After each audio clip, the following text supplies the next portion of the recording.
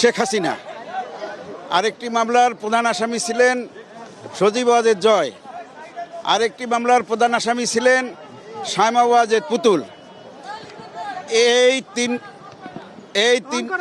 এই তিনটি মামলায় মাননীয় বিশেষ জজ ৫ আদালত বিভিন্ন মেয়াদে বিভিন্ন আসামিদেরকে সাজা প্রদান করেছেন।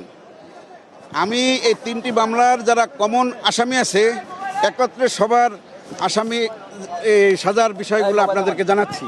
যে মামলায় শেখ হাসিনা প্রধান আসামি এবং উনি এই তিনটি মামলাই আসামি হিসাবে আছেন, ওনার সাজা হচ্ছে